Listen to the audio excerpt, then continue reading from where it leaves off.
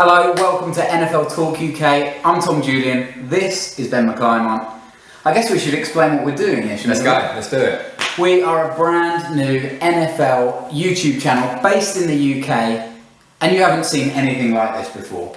This is a fan-led channel, so we want your opinions every week. When your team's in the news, we want to hear from you in our comment section, but also on camera as well, right? Exactly, and I think we should point out it's not just us two mugs either. That's true. We've got some fancy help, and we've got an ex-coach as well to give us a few tips along the way. Yes, you'll certainly have heard of him before. It's our main man, Jeff Reinbold, off that there telly, Sky Sports no less. So we'll be talking to him a little bit later. We actually talked to him earlier, but I think if you're following Jeff on Twitter, you'll have seen that he is doing a heroic task. Very heroic. Driving across America and Canada, all in the name of helping one of his ex-players out. So we talked to him earlier, but unfortunately technology let us down a bit, didn't it? I think it did, and to be honest, I'm expecting a few more glitches along the way. We're pretty new to this, but Jeff will be with us at points. He'll be with us today, and from every episode from now on, he should be here. Yeah, if you've ever even seen Jeff, if you've ever been to an NFL roadshow or anything like that, Jeff loves the UK, he loves this fan base, and he's really excited about this project. So we'll definitely be getting him involved in future weeks, and we've also got an exclusive interview between him and Leonard Fournette to play later on. Stay tuned. So get excited for that. But first of all, we might as well talk a little NFL while we're here, might we? Just us two, we'll try and make up for the lack of Jeff's energy. Yes. And we'll bring it ourselves. So the biggest news, I think, this week on the field is that Dallas Cowboys running back Ezekiel Elliott will play week 1. He's back. He is back, although he's not quite back for the full season. He's still banned for 6 weeks, so he's going to play week 1 against the Giants, unlucky Giants. And then he's out for 6 weeks, as well as his bye, so he's not back till week 9, is that right? I think that's after the first week, yes. So it's going to tease us. Maybe we'll get a bit excited. He feels like he's back. He'll give us a show, and then he's just going to sit out for another 8 weeks. And I think we might be a bit disappointed, but also, I think he put some big numbers this week. Well, it's interesting, isn't it? Because actually, we'll get on to fantasy later on, but spoiler alert, well, actually, it's not spoiler alert, it's just a fact. Giants are my defence. Oh. I quite fancy the Giants, and even with Elliott, you still fancy week 1? I don't have a choice. Fair enough. No streaming for Tom. No streaming. He's a great player, but are they just going to bully him, or are the Cowboys kind of mobile enough with Dak and the other options they've got a wide out to really attack this Giants team? I think they've got options still. We talked to Jeff a lot about this yesterday, and he reckons it's Prescott's time. Prescott's going to step up, and he's going to make some plays. He's still got Des Bryant. Jeff was raving about Cole Beasley as well, and rightly so. He's turned into a great slot receiver. He did have a few doubts about the defense, though, didn't he? Yeah, so we talked Super Bowl candidates, and we'll get onto those a little bit later. But he reckons Dallas have got everything going forward, but just the defense is going to hold them back again this season. We saw it last year in the playoffs. They had this perfect run, this unbelievable run with Dak Prescott leading the line, and just they couldn't get it done. But could they get that run going without Elliott? Or was he making the moves? The literal run, you see. I don't know. It's such a big question, and he was so good. And do you think, because we had Todd Gurley like this a couple of years ago, where he blew the league apart, offensive rookie of the year. Some people may have got on top of him, they got a bit excited. He's your boy. He's my boy. And then he couldn't do it last year. So is there a threat? It's a weird one now because Elliott is going to miss so much time anyway. Yeah, he's got that excuse anyway, hasn't he? Even if it doesn't go so well, it's kind of, well, he missed 8 weeks, blah, blah, blah. So I think he's got a bye year almost now with the way it's worked out. Yeah, but it's not good for the Dallas Cowboys, that is for certain. Let's move on to another running back who is returning. Yes. Lev Bell, who has sat out the whole of training camp, the whole of pre-season, and now he just waltzes back into Steelers' locker room and goes, yeah, I'm ready for this now. I'm back, I'm number 1. And he also said, just give me the ball. He won the ball something like 40 times a match. And I don't know where Mike Tomlin's going to fit him in. Like, is he going to try and teach him a lesson? Is he going to make a point of this? So you've got people like Antonio Brown sitting there as well, thinking, well, this guy doesn't have to come to the pre-season. What am I doing? Yeah, that's a great point actually about Brown. I think Tomlin knows the value of Lev Bell. There's no way. High, isn't it? Yeah, there's no way that Tomlin can go, I'm going to teach you a lesson. Well, Le'Veon's going to go, all right, well, I'm off. Give me the ball once, I'll take it 10 yards, and then you give it to me again. Yeah, but I mean, after when the season's done and he's in a contract year, he's going to go, oh, I've got plenty of suitors, I'm going to get paid a lot of money. The Steelers need to lock him down because he's so valuable. It is interesting, though, what you say about Antonio Brown, where, you know, Brown was visibly frustrated in the playoff run last year because he wasn't seeing enough of the ball. And, you know, you're talking Antonio Brown, he's top 2 wide receivers in the league. Yeah. And you've got to keep all of these moving parts happy. We need to get Jeff back on because he made a great point about the locker room and about how it was Ben Roethlisberger's locker room, James Harrison's, these leaders. And Le'Veon Bell can't go around annoying people. He needs to have the right people on side. As long as he has that, then he'll be fine. He'll walk right back in. Yeah, definitely. And I think also from Brown's side, Bryant's coming back this year as well. And he may be, I don't think he's feeling like a third punt, but there's a few players to play here. Ben Roethlisberger as well. What's he going to do? He's getting on a bit, but I still think for them, they're one of my picks to go all the way. Everyone's looking at the Patriots, and I'm not going to look past them either. But I think the Steelers will give them a bit of a run this season. That offense is fierce. Yeah, certainly is. Now, the last bit of news we've got is, it's terrible, really. You know, we've gone from Hurricane Harvey that ripped up Houston. Big shout out to JJ Watt for raising over $20 million. I mean, JJ, you're probably going to watch this. This is where your real thanks comes from. What an amazing job he's done to rally people to Houston. That's some awful devastation there. But we're seeing kind of even worse Hurricane Irma through the Caribbean and now approaching Florida. And we've seen that the Dolphins and the Bucs game in week 1 has been postponed. Yeah. It's going to be pushed back to week 11. And so they've got a bye first week, and I think it's the 80s when that last happened, when the Cleveland Browns got brought back in. There was 31 teams. That's the last time a team had a week 1 bye. It makes it a very long season. It's a tough league, isn't it? I think most teams rely on that rest. Yeah. Most teams are looking for that rest later on in the season as well, rather than early. So week 1, it's elongating pre-season as well. People want to get going. The players want to get going. They want to get stuck in.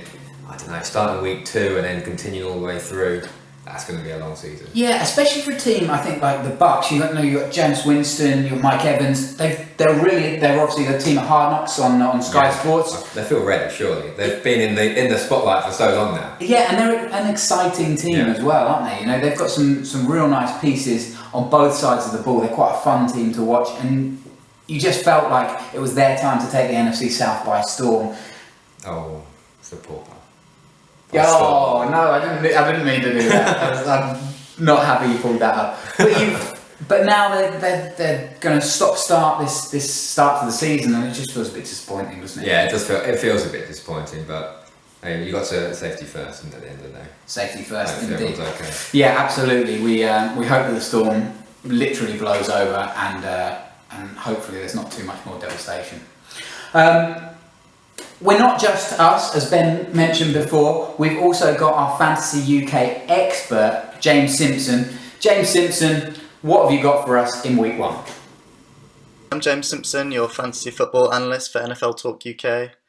I'm a writer for Sky Sports and an editor for DynastyLeagueFootball.com. That makes me a bit of a degenerate. Any questions you have, any advice you need, any waiver wire or start-sit decisions, feel free to get in touch. Let's kick things straight off by talking about the waiver wire for week 1.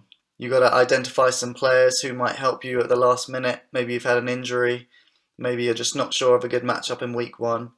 Let's talk about a couple of players that will be interesting to pick up off the wire and could make a difference this week. Number 1, Paul Richardson, Seattle Seahawks wide receiver. Outside of Doug Baldwin, who really is there in Seattle? Jermaine Kearse was the starting receiver opposite Baldwin, and now he's gone to New York. Amara Darbo, their third-round rookie, hasn't shown anything so far, and preseason standout Kaysen Williams was already cut. So that leaves Paul Richardson, former second-round pick, who's supremely talented but just hasn't been able to stay on the field. There's no doubt he'll make some big plays against the Packers on Sunday, so you'll want to pick him up now before it's too late. Number 2, Ted Ginn, New Orleans Saints wide receiver.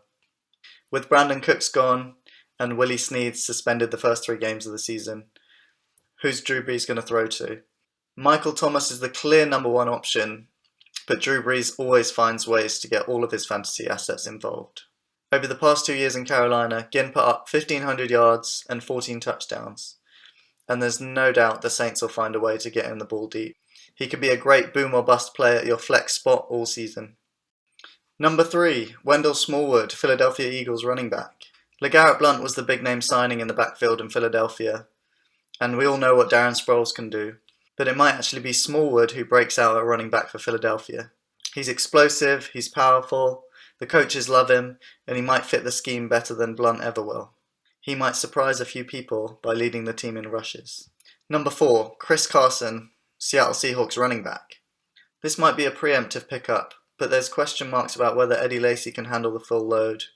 Is Thomas Rawls healthy? Is CJ Process healthy? Chris Carson could be the surprise running back from that backfield that has a fantasy impact this season. But what about your big names? Who should you start this week and who should you sit? The first one to pay attention to is the Minnesota Vikings. Start all your Vikings. They're facing the New Orleans Saints this week, a team who's been in the bottom 3 in points allowed in each of the last 3 seasons. So fire up Sam Bradford, Dalvin Cook, Stephon Diggs, Kyle Rudolph, anyone, because there'll be some scoring there and you'll want to be involved. And secondly, the LA Rams. New head coach Sean McVay has brought over a new offense, a new exciting offense that has more weapons and will no doubt feature Todd Gurley early and often. And they're facing the Colts this weekend, a team that's in complete turmoil without Andrew Luck. So I couldn't believe I'd be saying this last year, but Jared Goff is going to be a good fantasy option, at least in week 1.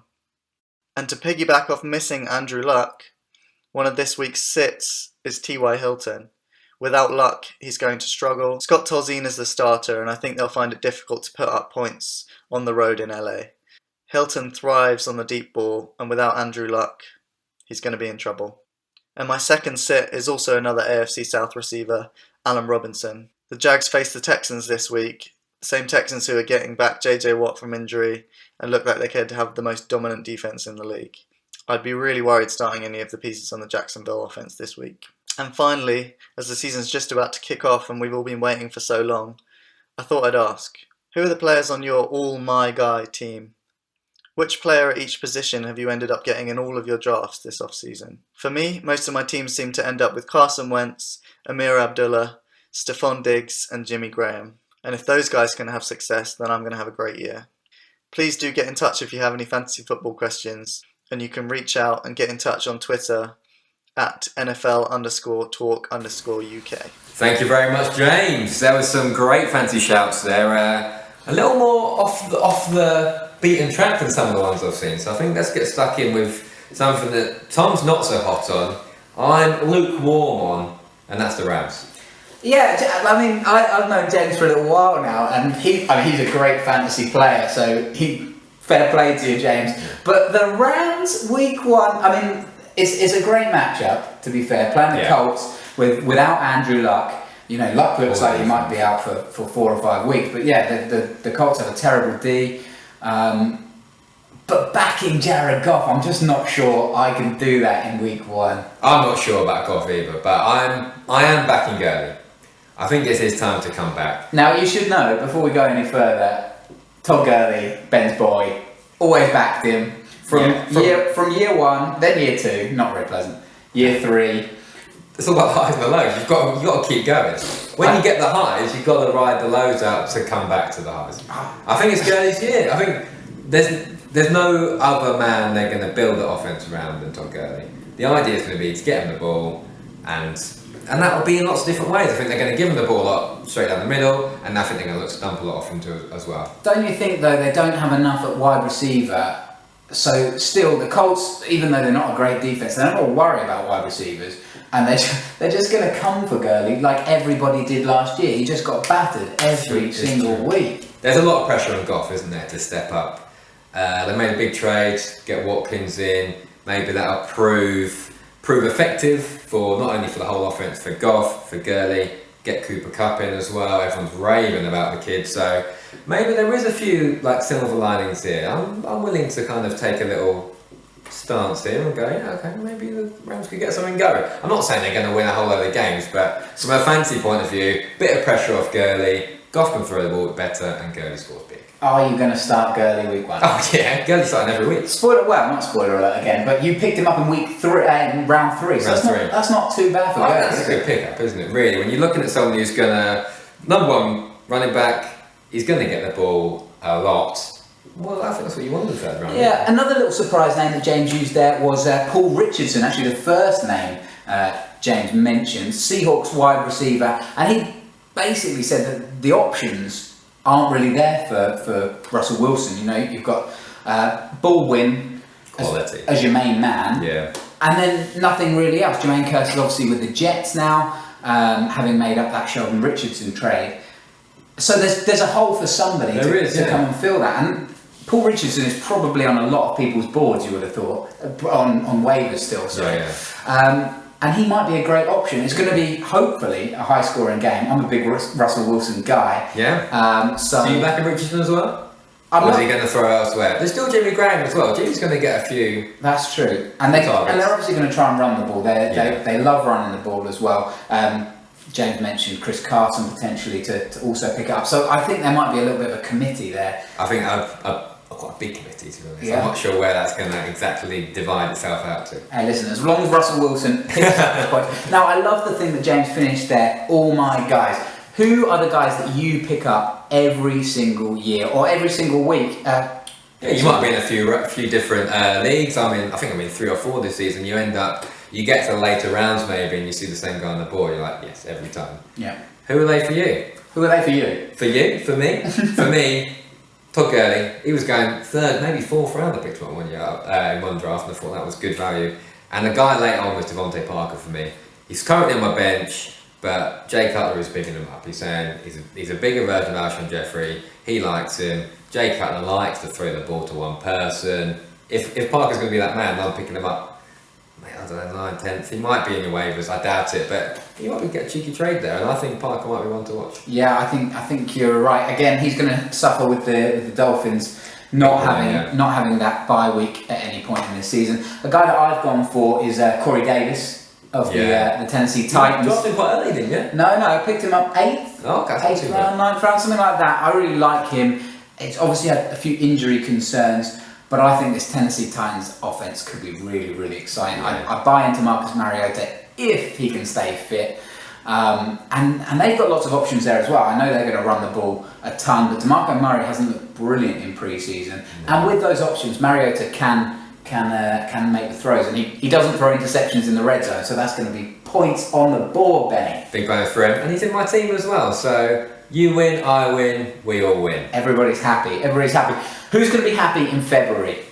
That's what we want to talk about. We're going to get some early. Very early. These are brave. You can shoot yourself in the foot here. But I did mention the Steelers earlier. So for AFC, I'm going to stick with the Steelers. I just think from a viewing standpoint as well, that offense is good to watch. Yeah, you're right. They've got talent all over the board. I was just going to say, this is on camera now, so it's out there. Let's go 6 more months and we'll bring these back. We'll bring these up. Yeah, so you've gone for Steelers in the AFC. What about the NFC? I'm going to go Packers, I think. Again, offensive side, but I think it's Rodgers' year. Yeah, Aaron Rodgers deserves more than one ring, doesn't he? Yeah, and I think that run he went on last year, he was making some outlandish throws. I think he's got the targets there. He's got Adams came into it. Jordy Nelson. Jordy Nelson's number 1. Martellus Bennett. Randall Cobb maybe might come into this as well. There's people to throw to. Absolutely. We talked to Jeff about this, and me and Jeff obviously You're on the wavelength, aren't you? We have some sort of connection because he went for the Patriots in the AFC, which is just a standard shout. Hardly surprising. I don't know how anybody looks past the Patriots. They look so good, even without Edelman. They've got so many guys there, especially if Gronk can stay fit.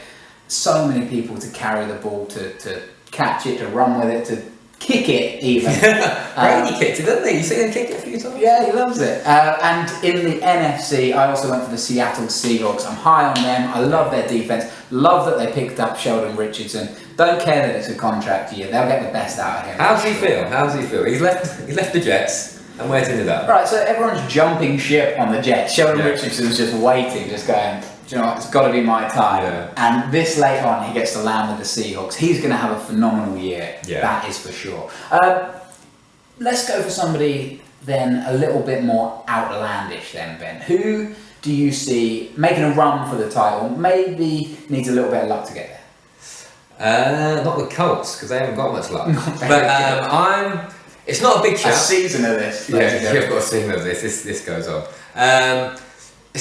I'm not digging really deep here, but I'm feeling the Chiefs. People are writing the Chiefs off. I think everyone's on top of the Raiders and the Chargers. And I just think the Chiefs have got a solid platform. Good defense last year. They turned the ball over a ton. I think best in the league. And I think what they're building on offense everyone's not excited about Smith. I don't think he's exciting, but Tyreek Hill is exciting. And I think they're going to get the ball to him in anywhere they can. He's number one receiver now, but he's not going to be just on the outside. He'll come and play slot, screen passes. They're going to get the ball to him as much as possible. Whether they can offset that with Hunt coming in, new guy, I think if they get those two going, then I think Smith knows how to win as well. It's a tough division though, isn't it? And yeah. I want to pick a team that's going to be a direct rival to them, the Oakland Raiders. Not the Jags.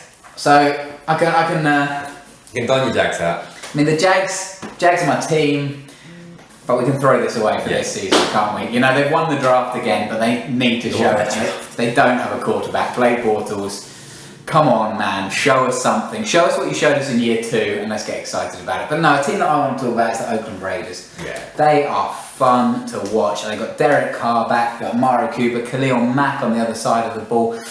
Maybe not so much the offensive line where we're going to work with there, but they have some serious talent. And you know, last year before Carr's injury, they looked like they might go deep. Yeah, that was so unlucky, and then they obviously bombed out to the Texans. But they look like the only team that could really challenge the Patriots, and I think that could be again this year. Another team in the AFC that I've already mentioned is the Titans. I see them winning the South. Sorry, Jags. But I don't know whether they've got quite enough. It'd be interesting to see Mariota, if he keeps progressing like he has done the last couple of years, and again, stays healthy because he hasn't played a full 16-game season yet, then they could be quite exciting as well. They could be good, yeah. Well, let's talk about a couple of rookies, because we are going to get into our interview with Leonard Fournette. Exclusive. Really, really good little interview Jeff did at the Super Bowl last year.